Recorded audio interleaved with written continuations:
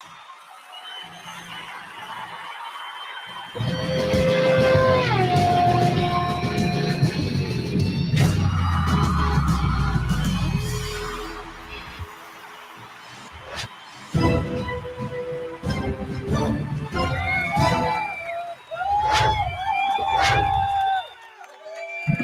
righty, folks. All righty. Hey, I'm Black Dragon. Welcome to another edition of Black Dragon Biker News Network. Biker news you can trust. And as always, I'd like to thank you all for tuning in from wherever it is in the world that you happen to be. It is a Saturday morning. It's raining here in Georgia. And we are in the Christmas spirit. This is like the 12 days of Christmas coming up or something like that. So it's good to be with you guys all. Hey, if you're still alive, you probably have a good chance of making it to a new year. So let's keep our fingers crossed. Like, share, and subscribe. And join in, listen with us if you like this kind of stuff. We are the #1 YouTube channel that deals with motorcycle club protocol and motorcycle club biker news. So like, share, and subscribe, and go along for the ride with us, if you will. I'm trying to get this story. We're going to bikerliberty.com. Bikerliberty.com is my online news magazine, and here you can go to get all sorts of really cool news articles. This one just in to us. This actually, it's been sent to me over and over again over the past few days. Really just now getting a chance to get to it. So Outlaws Motorcycle Club president, that's their international president, and 2 others were charged with possessing guns. The international president of the Outlaws Motorcycle Club and 2 other motorcycle club members were arrested Thursday by federal agents, and their arrests have implications for the upcoming trial of the Cheektowaga strip club owner.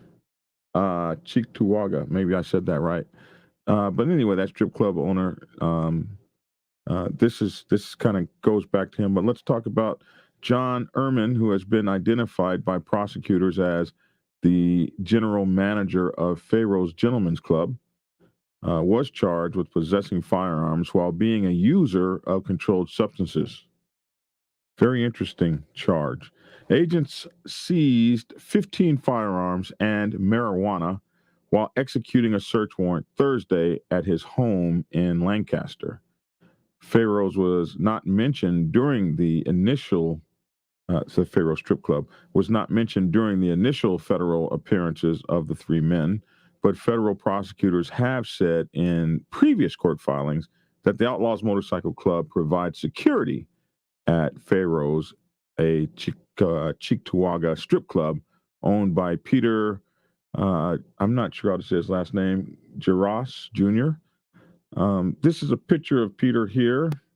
Jaros is awaiting trial on charges of bribing a Drug Enforcement Administration agent during drug trafficking, sex trafficking, and witness tampering. So they're mad at this guy here, and they're going to try to take down everybody around him, it seems. And when you hear all of this, you can see.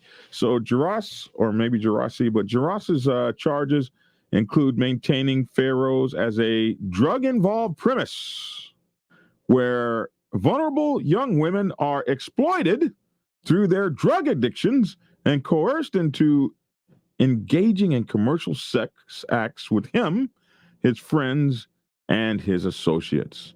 Retired DEA agent Joseph Bongiovanni.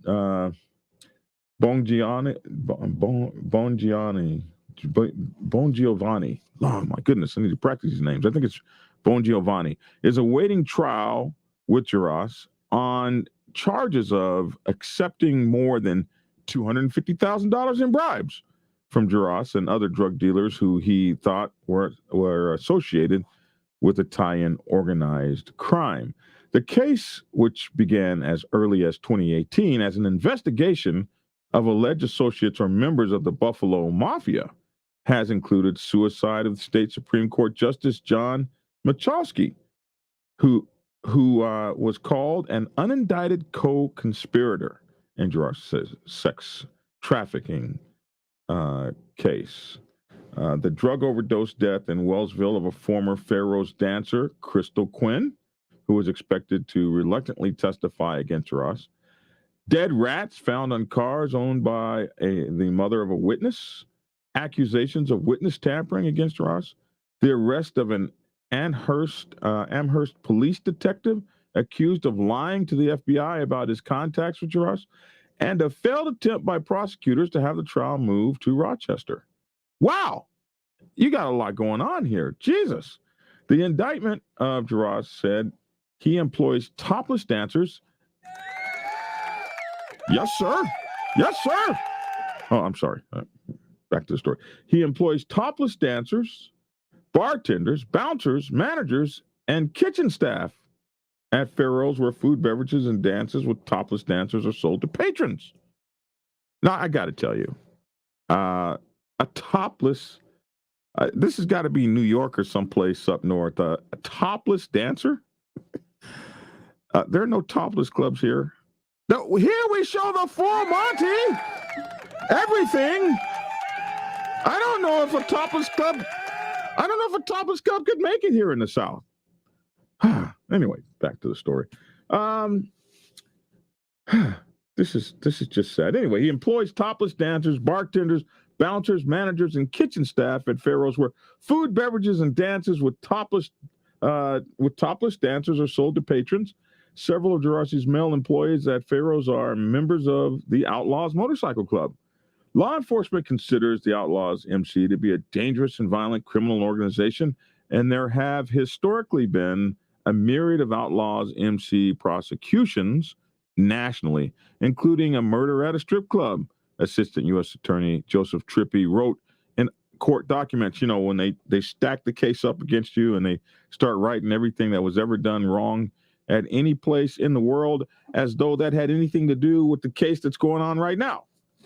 Also arraigned Thursday on charges of possession of a firearm by a user of controlled substances where Michael Roncone, president of the Rare Breed Motorcycle Club based in Wellsville. Is that Wellsville? Yeah, Wellsville. Which federal agents said supports the Outlaws Motorcycle Club.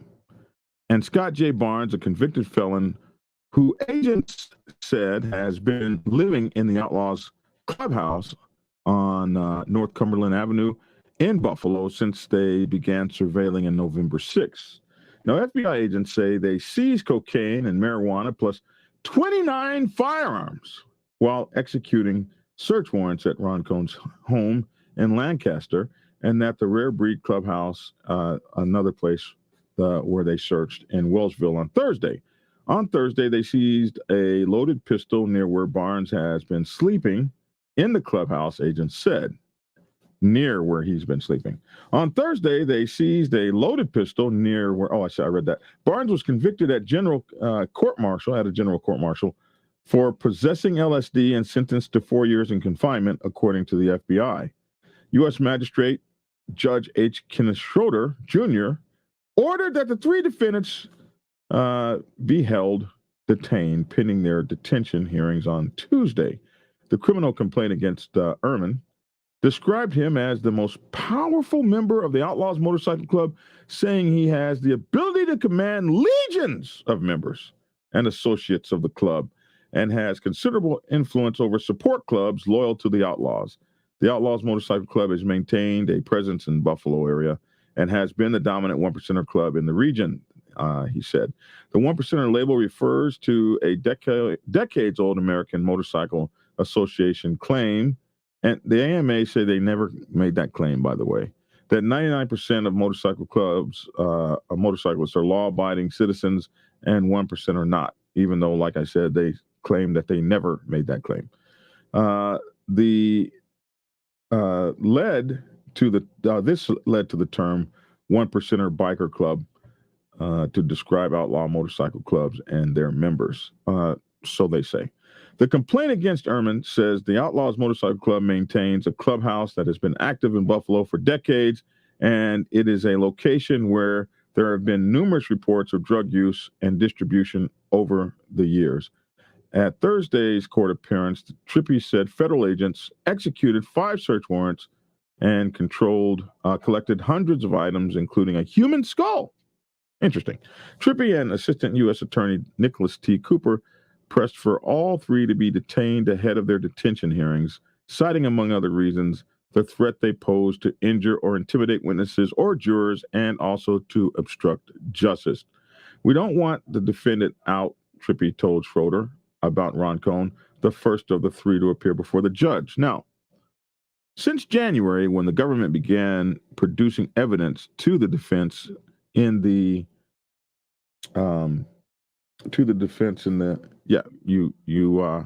you threw me off when you did that. I'm sorry about that, Mike. Let me go to this camera. We don't want the defendants out, Trippy told Schroeder about Ron Cohn, the first of the 3 to appear before a judge. Since January, when the government began producing evidence to the defense in the Pharaoh's case, acts of witness tampering have increased, Trippy said in court filing last month. Victims and witnesses in the Pharaoh's case have reported multiple instances of witness tampering, Trippy said in court.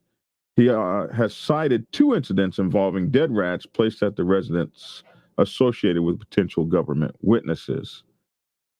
Schroeder initially said he was not inclined to detain the 3 men. Now, this is interesting.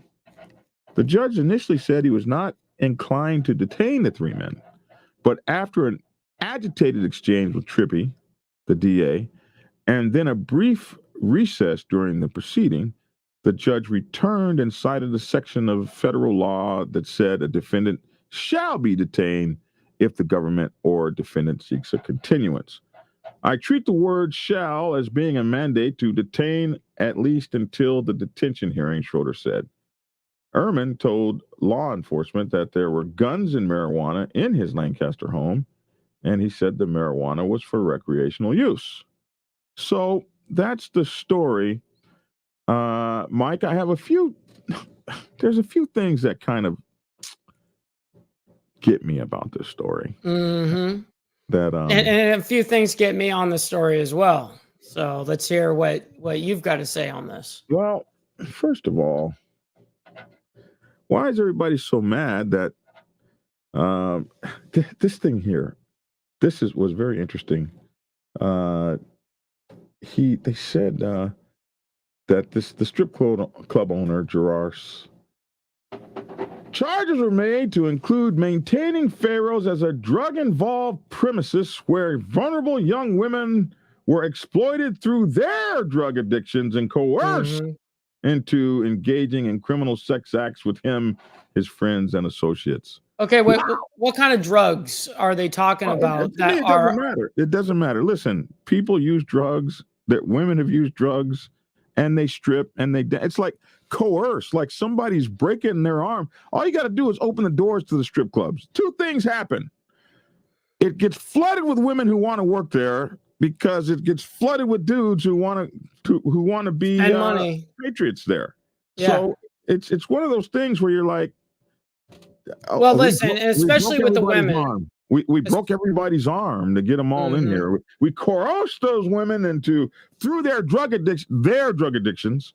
It doesn't say that he drug addicted the women and then forced them into white slavery. Well, let's be real about these women. These women, most of the time, it's unnatural for a woman to just not know a person and then sexually get. So a lot of the times they drink and use drugs. I'm just saying.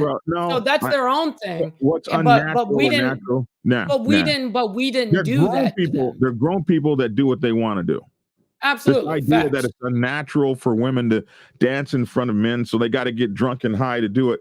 Hey, listen, I've seen a lot of them that ain't drunk and high at all and just having a great time. Matter of fact, they be twerking on Instagram with no. A lot of the times they want to drink, though. I'll tell you that. That's it. So anyway, because the government is so uptight about where everybody puts their genitals, or who they share their genitals with, or for those that are practicing the oldest form of financial reciprocation in the world, they've got all these laws against these poor. I don't want to say poor people, but all these laws against these folks who if you own a strip club and your butt is on the line 24/7. So it seems that, let's go back to the story. It seems Let's do that it. he and so doing this, there are a lot of other bad people here that your boy has mixed up with, Jarash is mixed up with.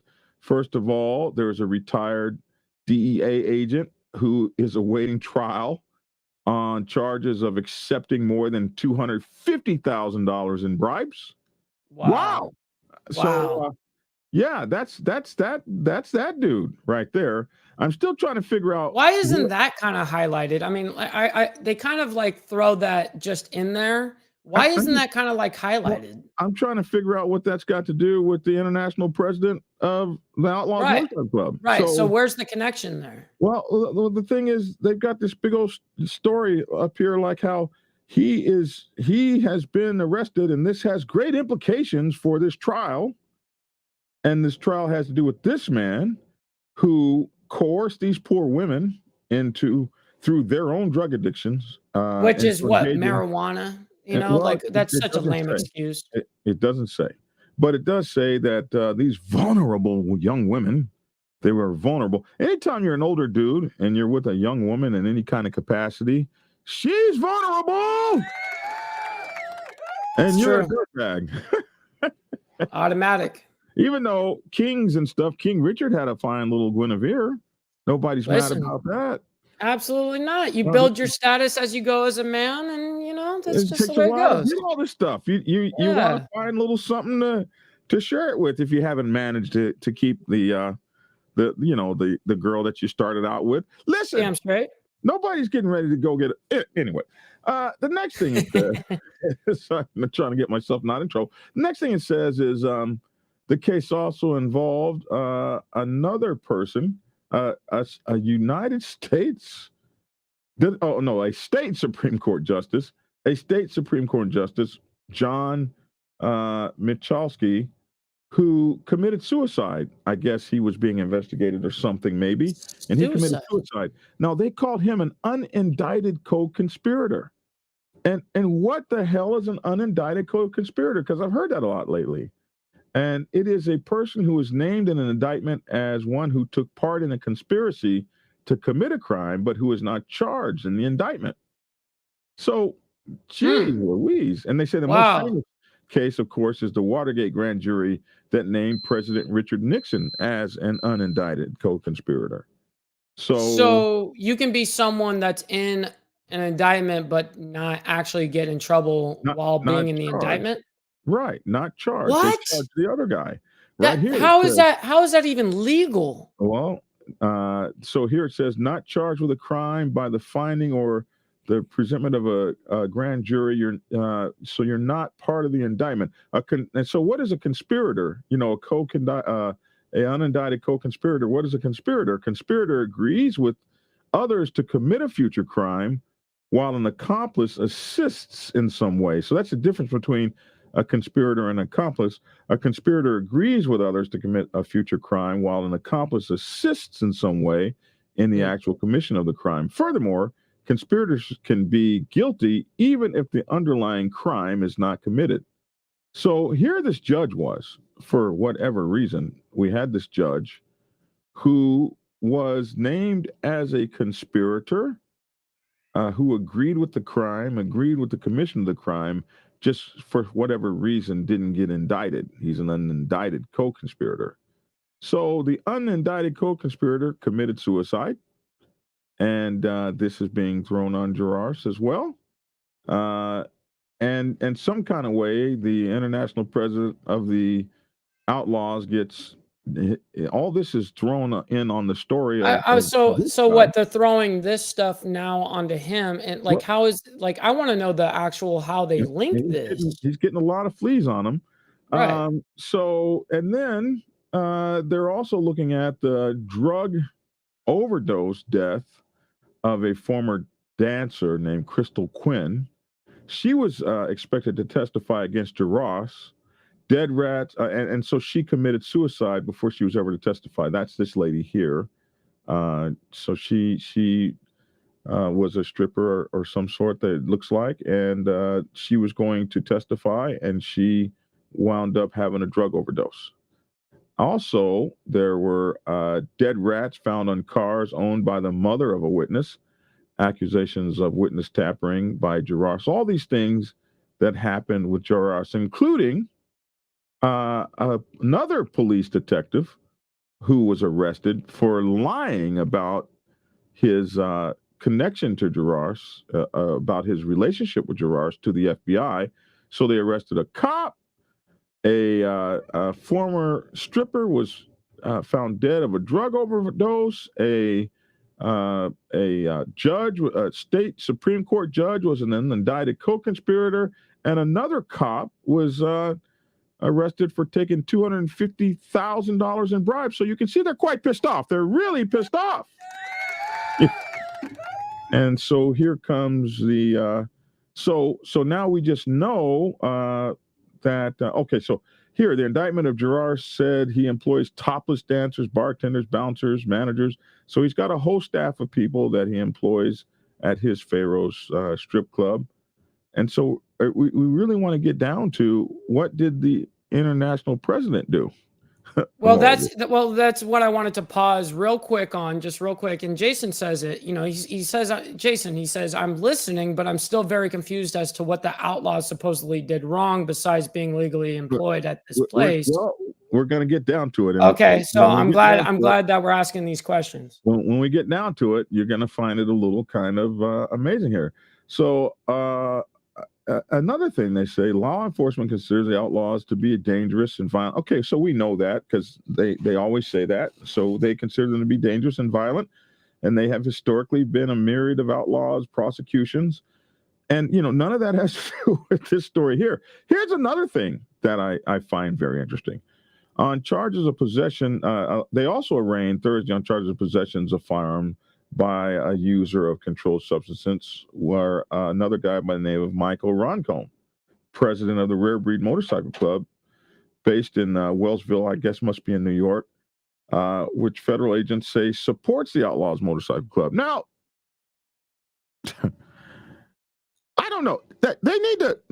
It's time to bring me in on some of these trials as a as a biker club expert. As the expert. Give me a call, guys, because some of the stuff is absolutely ridiculous. For instance, the Rare Breed, a national motorcycle club with chapters from coast to coast across America, that is just maybe like 20, 25 years old, maybe close to 30 years old now. Why in the hell? I've never seen a support patch on those guys ever. Right. Never seen a support. So that's very interesting to me that you would call this badass black motorcycle club a support club. Right. And what's cool about those guys is those guys really ride. They pound. Why do they do that kind of stuff? See, but this is the false narratives and the false shit that honestly that they put out here, and this is what we have to correct. They might know a president of the club, or they might, but to call that nation a support club, wow, right? Like that's like you guys don't even understand. Like these reporters don't even understand what that means. Like in our world, that's why we're here, guys. You know what I mean? Is to correct the mainstream media and to show you guys like, hey, look, we're fixing up what you guys are trying to put out there. So it's interesting. So anyway, they said the who said this? The FBI. Is that what they said? The FBI said they were. I believe it was the FBI, right? Let me try to get back to it. When I saw that, I almost spit my water out. Anyway, which the federal agent said that this Rare Breed Motorcycle Club supports the Outlaw Motorcycle Club.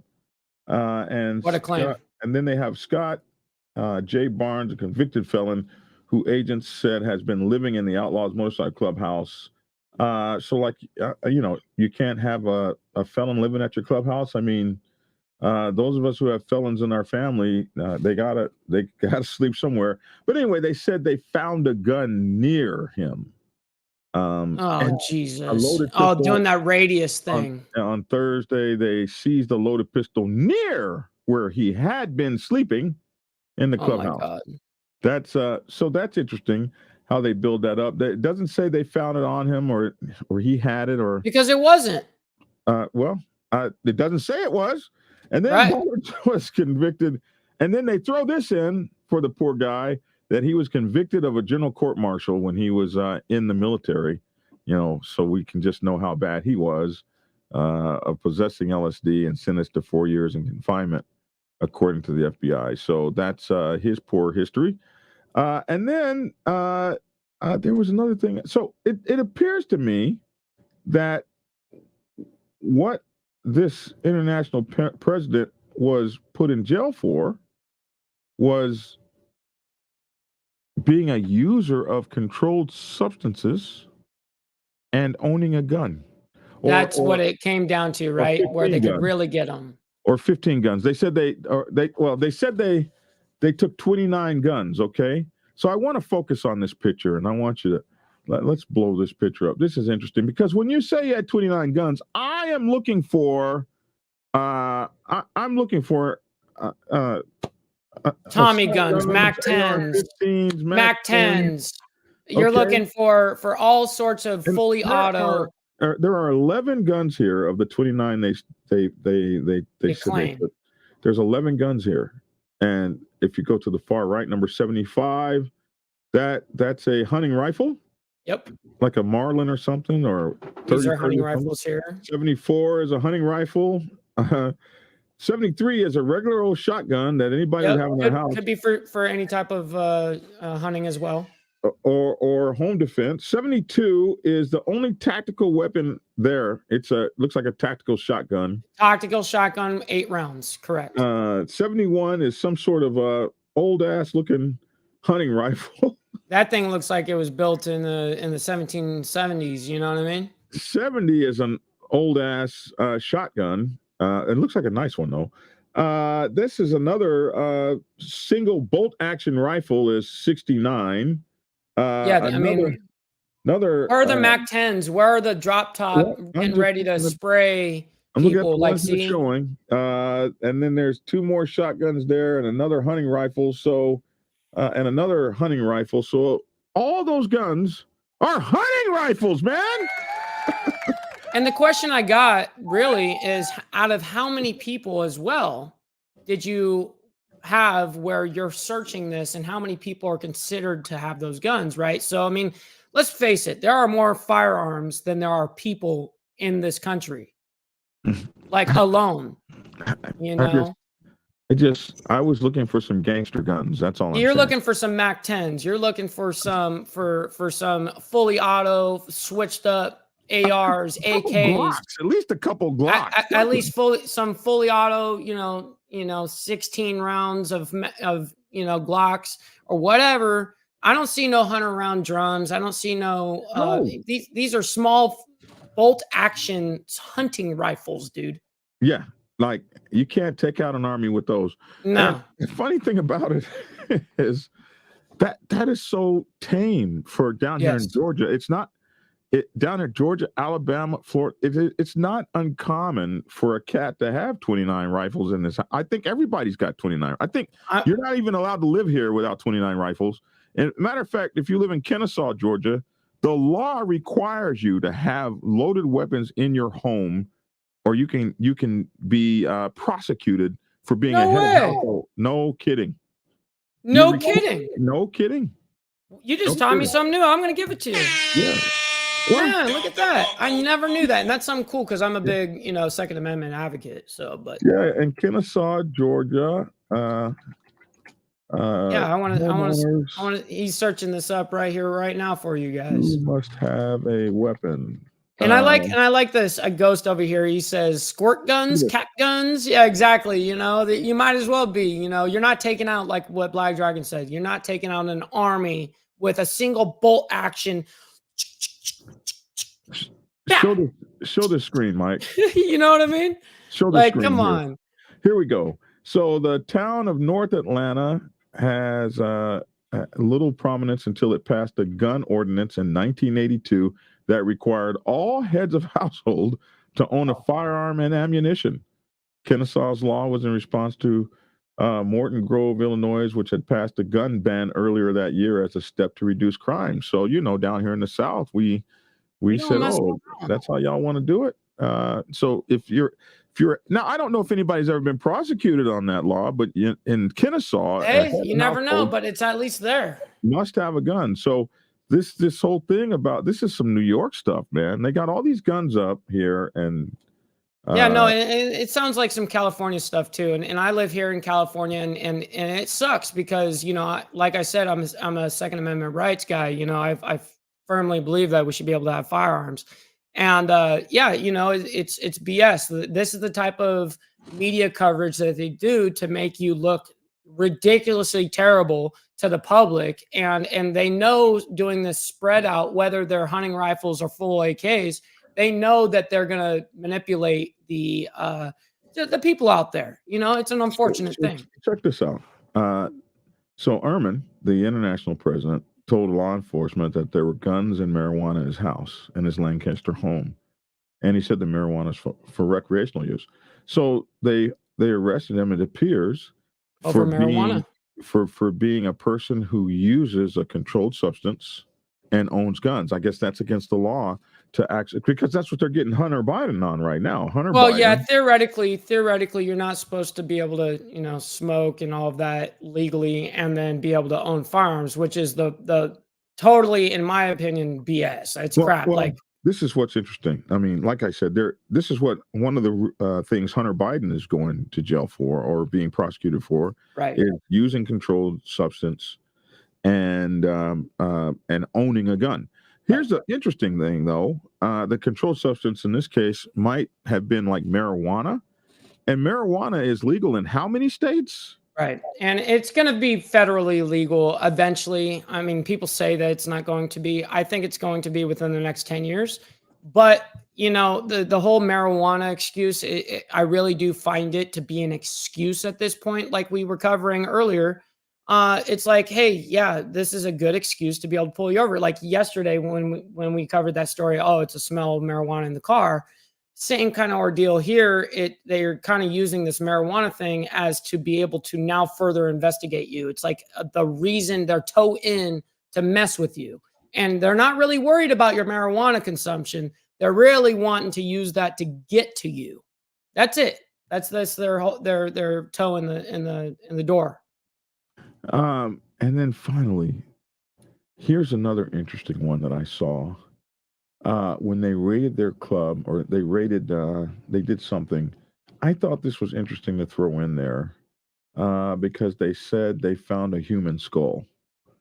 And, when you say that like that, Yep. it makes it seem like these are just the most horrible people on earth. They got a human skull. They made it, but like, there's nowhere that it says that the human skull is suspected in a murder or Right. they're investigating it or Like they took in the forensics and all that. No, here's the thing is like I've got a buddy of mine who actually legitimately collects old school skulls, from like way back, like super, super long ago, like I guess like the 1700s or whatever, and all this crazy stuff. He collects these things. There are people that do this kind of stuff and maybe have them around the clubhouse or like something. your average high school that has a person from India hanging in the science lab of every classroom in America. Like Exactly. like they have not only a human skull but a whole damn body hanging up by the head. You remember Oh, those yeah, things? it shows the whole skeleton. It shows everything. It shows every bone, every bit, and they're real bones. And So it's I like, asked my teacher a long time ago, when I was messing with one, she said, "Oh yeah, this is a real skull, a real body." And I jumped back like, "Oh my God." And she said, "Yeah, we get them from India." yeah, And I said, "Really? Why India?" And she said, "Well, they don't have that's a culture that's not really all upset about, the body. As a matter of fact, they burn most of their people or whatever right. the case may be. It's So they're not all on this. Oh my God, you got to hear. So they buy these skull. So like every classroom's got a skull. Every teacher's got every science teacher has a skull or a whole damn skeleton hanging up in the room.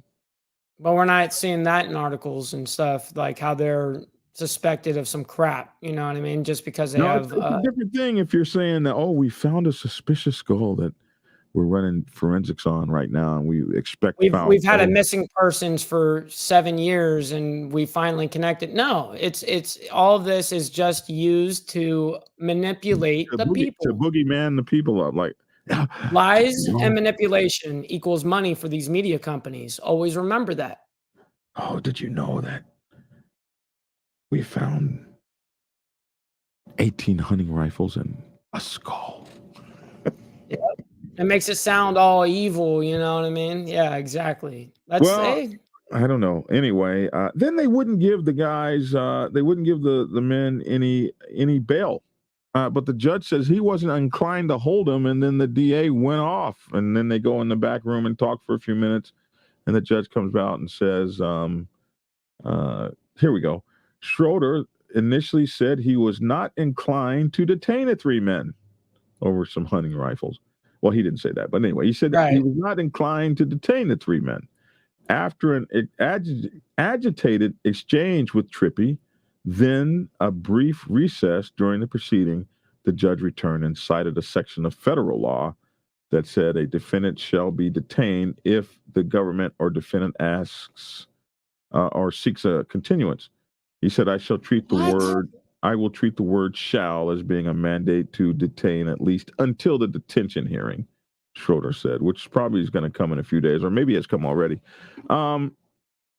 That's an interesting thing. So it turns out that, this is the guy that they're most mad at. He's got in his background a judge who committed suicide, a cop that was arrested for having a relationship with him that he lied about to the FBI, an unindicted co-conspirator, state Supreme Court judge. Listen to how do they stack this. Listen to how they stack Well, this. your boy's got some issues. Also, he employs women and uses their drug addiction against them to Right. coerce them into dancing in his club. And man, this is Crazy. bad. And the unfortunately the motorcycle club president has found himself because they supply security for this place, and they are a 1% outlaw motorcycle club, so they don't have a bunch of friends over there on law enforcement side either. And they're trying. It looks like one net. They're trying to get them all. But this guy here is a whole bunch of folks are going down just from being associated with this guy. There's a state Supreme Court judge, a retired DEA agent, a police officer who a woman died from a drug overdose. So they really want to stack everything on this dude. Witnesses have been have their parents have had dead rats placed on their car. All kinds of stuff going on here in film, and now an international president as well of a very old and well-known motorcycle club can now count himself as caught up by this snare. So we'll see where it goes, man. Yeah, no, hopefully, he's got a good lawyer because I obviously don't know the whole bit, but of course the cops are going to try everything they can to stack as much as they can against you, build their biggest case because that's what they get paid on. They don't care about you or really the protection of anybody that they make bank off of, putting you in jail. And their big motive is because you wear a patch. Let's just put it that way. You know what I mean? You wear a patch, that's all of a sudden you're public enemy number one. Or so it would seem. Or so it would seem. Anyway, the Motorcycle Club is not about I, it's about we. Make sure to get your we t-shirts from my website. What do you got coming up, Mike, on your show? This Sunday, so tomorrow is the big one. We got your favorite biker coming up. It's going to be super fun. We got some really good stuff with him. We've actually got the next 5 weeks booked up with guests, guys. So that's actually something that I really don't usually have. But now that the show is really going off, we're having some amazing guests that want to join in and conversate with us. So we're going to be doing that over on my channel, Insane Wheels. Appreciate you guys for coming in and hanging out with your boy. Well, man, we appreciate you. Thanks for running the studio for me today. Absolutely. I appreciate you. This is our first time with you actually running the studio. So yeah, man. You threw me off and you focused on, I was reading the front screen and then boom, I was like, oh my goodness, where's that? Yeah. Don't worry. I got you. Because when you take breaks in between your articles and you're talking to the chat, I like to highlight you, you know what I mean? And then bring you back. Together, man. You know? So this is what it's really about, to be like having a real producer in the back. I'm learning how to give up control. That's right. You just turn off all controls and just run your show and then let me handle the rest. That's really cool. So we're working it out, folks. Thank you all for tuning in. Absolutely appreciate you. Look, we got Motorhead there. What's up, Lubis, man? Down there in Brazil, man. I love you, man. Thank you for tuning in. And I need to talk to you, man. I need to give you a call. I got a couple of books I need you to translate into Portuguese, so we need to get that conversation going. All right. That's my 2 cents. Love to hear your 2 cents down in the comment section below. I'm Black Dragon. That's Mike Ball. We're getting ready to be up out of here. Check you out, Mike Ball, tomorrow night. He's going to have your favorite biker on. Really cool guy from TikTok, about 200,000 or 300,000, I think. 300 some thousand subscribers. He is a TikTok phenomenon. So we're glad to see him. I can't wait to see the show they have. I want to get that guy here on my channel. Anyway, I'm Black Dragon. That's my 2 cents. Love to hear your 2 cents in the comment section below. You can support us. You can support this show, $ Biker Prez, Prez, $ Biker Prez. Send us your dollars. We need them. I'm Black Dragon. Take care and have a great weekend. Prepare yourself to take the helm as president of your mighty motorcycle club by delving into the pages of Black Dragon's newest book, The President's Bible, Chronicle 1, Principles of Motorcycle Club Leadership. There you will learn to advance your skills in applying the 14 scientific principles of leadership similar to those taught to officers in the United States Naval Service. Available in hardcover, paperback, and ebook. Get yours today on Amazon, Kindle, or order it at your local bookstore. Order your autographed copy from blackdragonsgear.com. Be the best motorcycle club president you can be. Get the book. Get Black Dragon's first book, The Prospect's Bible, to learn how to join a motorcycle club. It has been an Amazon #1 bestseller for the past 7 years and is required reading for over 3,000 motorcycle clubs worldwide. This book is a must-have for new people venturing onto the motorcycle club set. It will teach you how to prepare yourself for service to the motorcycle club nation and show you how to qualify a motorcycle club to be worthy of your service. Available on Amazon, Kindle, and for order at your local bookstore. Get your autographed copy at blackdragonsgear.com. Be the best motorcycle club prospect you can be. Get the book.